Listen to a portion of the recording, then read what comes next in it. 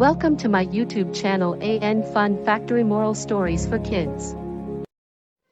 जंगल की कहानी, परियों की ज़बानी।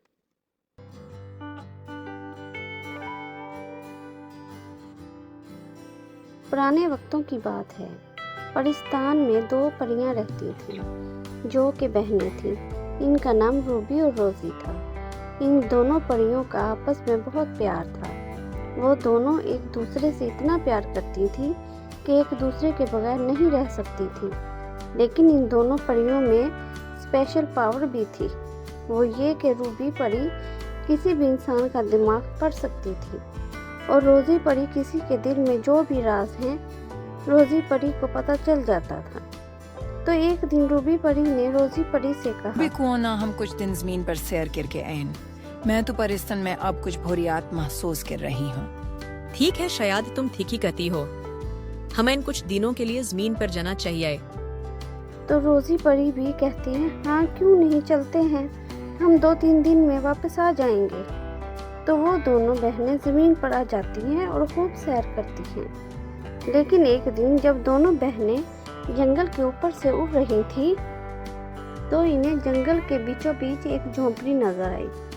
इन दोनों ने सोचा, आखिर ये झोंपड़ी जंगल में किसने बनाई है और क्यों बनाई है।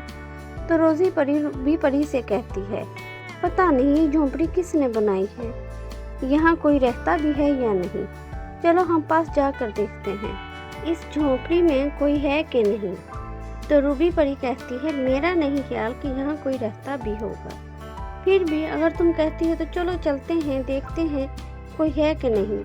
और फिर दोनों बहनें इस झोंपड़ी के पास जाती हैं। लेकिन वो झोंपड़ी एक चुड़ैल की थी जो कि बहुत पावरफुल थी। वो जैसे ही झोंपड़ी के पास आती हैं तो झोंपड़ी में रहने वाली चुड़ैल को पता चल जाता है कि परियां इसकी झोंपड़ी के पास आ रही हैं। तो चुड़ैल फौरन ही एक बहुत ही खूबसूरत शहजादा बन जाती है। और जैसे ही दोनों परियां झोंपड़ी में दाखिल होती हैं उन्हें झोंपड़ी में एक बहुत ही खूबसूरत शहजादा नजर आता है, जिसे देखकर दोनों परियां बहुत हैरान होती हैं। वो चुड़ैल जो शहजादे के रूप में थी परियों को कहती है, आप दोनों कौन हैं और यहाँ इस जंगल में क्या कर रही हैं। तो परियां कहती हैं, हम परिस्तान से आई हैं, हम दोनों परियां हैं और हम ज़मीन पर सैर करने आई हैं। चुड़ैल जैसे ही परियों की बात सुनती है तो चुड़ैल सोचती है, मैं इन दोनों बेवकूफ़ परियों के साथ परिस्तान पहुंच सकती हूँ।